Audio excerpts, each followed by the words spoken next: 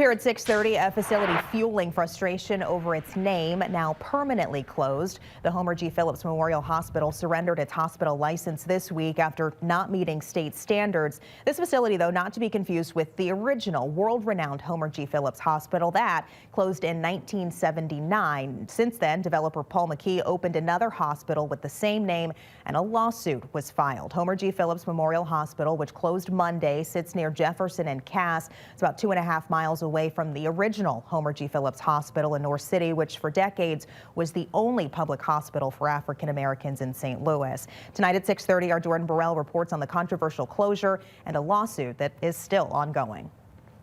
I'm not shocked. It seems like this has been a long process.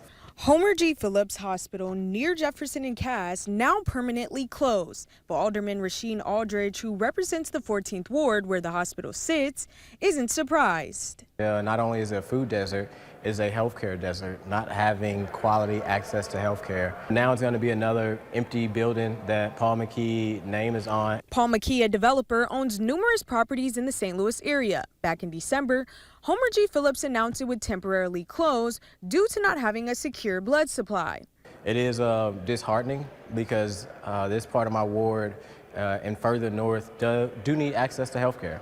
Orange cones line the entrance and exit points of the hospital. According to the state, they were notified of the closure on Monday. It's unfortunate because we don't need another empty building. No matter if this one is nicer than the other empty buildings, we need buildings that are going to be occupied for residents to be able to use. As for what's next for the hospital, the state tells First Alert 4 they could reapply for a hospital license in the future. It's a new building, so hopefully it's not closed too long where a lot of the equipment or the building started to decay.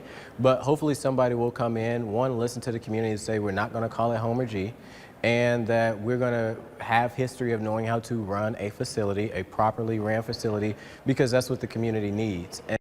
First Alert 4 did reach out to the Homer G. Phillips Nurses alumni, which is suing over the newer facility's name. They say they are waiting on McKee's group to respond to their appeal and that the closing of the Homer G. Phillips Memorial Hospital doesn't affect their copyright infringement lawsuit. In a statement, they say in part it saddens our heart that our legacy has been damaged, yet we are empathetic towards the employees that have lost their jobs.